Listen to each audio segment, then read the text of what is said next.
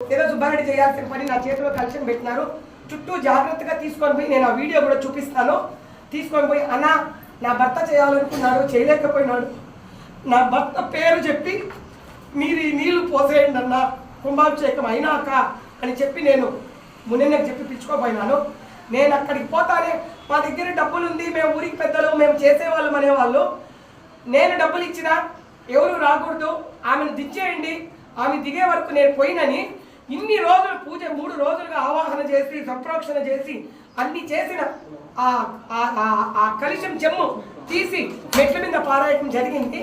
ఎంతోమంది తొక్కిన మెట్ల మీద పడేసినాక ఆ కలుషానికి ఏం విలువ ఉంటుంది, ఆ నీళ్ళకి ఏం విలువ ఉంటుంది, అదొకటి. 2, ఆమె ఇక్కడ ఉంటే మీరు పొయ్యండి, మీరందరూ వెళ్ళిపోయినాక ఆడవాళ్ళు పొయ్యకూడదేమో అనుకున్నాను. నా బిడ్డ ఉంటే పోపించేదాన్ని. ఇంత జరుగుతుందంటే నా కొడుకుని రమ్మనేదాన్ని. ఒక కొడుకు లండన్లో ఉన్నాడు, రాలేకపోయినా చిన్నోడు నన్ను పిలిచేదాన్ని. మనం పోయి దండం పెట్టుకొని వచ్చేస్తామని చెప్పి అందరూ కలిసి ఇస్తా ఉంటే దాన్ని కింద పెట్టకూడదు కదా, 4 మెట్లెక్కి వాళ్ళ చేతిలో పెట్టేస్తామని మొదటి మెట్టి కాడే ఉంటే మీకు అందరికీ గుళ్ళో కూడా అన్నీ చూపించిన పోతే ఆమె దిగితే కానీ నేను నీళ్లు పోయినని చెప్పి కలిసి కింద పెట్టేసి 10-20 వరకు ముహూర్తం పెట్టిండేది. 10:15కు నీళ్లు పోస్తే దీనికి యావత్ పబ్లిక్ సాక్ష్యము. మహిళలందరూ కట్లో నీళ్లు పెట్టుకొని సుబ్బారెడ్డి ఉంటే ఆ బిడ్డ కింద అవమానం.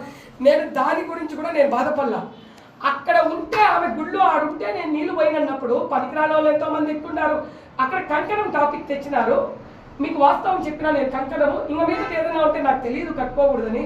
అంతేగాని ఊరు కోసం మేము ఆమెను ఇంకా అంత పుణ్యకార్యము ఇంత జరుగుతూ ఉంది, మనం ఇది నిలపకూడదు అనే ఉద్దేశంతో నేను గౌరవంగా నాకు అవమానం జరిగిన ఊరికి చెడ్డ జరగకూడదు అని చెప్పి నేను దిగి వచ్చేసినాను. భర్త లేని వాళ్ళు పోయకూడదేమో అనుకున్నా. తర్వాత అందరూ పోతున్నారు. ఆ ఉంటే నేను పోయినని చెప్పి నన్ను గుళ్ళో నుంచి పంపించేసినారు. నేనేం తప్పు చేసినా హ్యూమన్ రైట్స్కి కంప్లైంట్ చేస్తాను, మహిళా కమిషన్కు కంప్లైంట్ చేస్తాను. నాకు మీరు న్యాయం జరిపించాలి.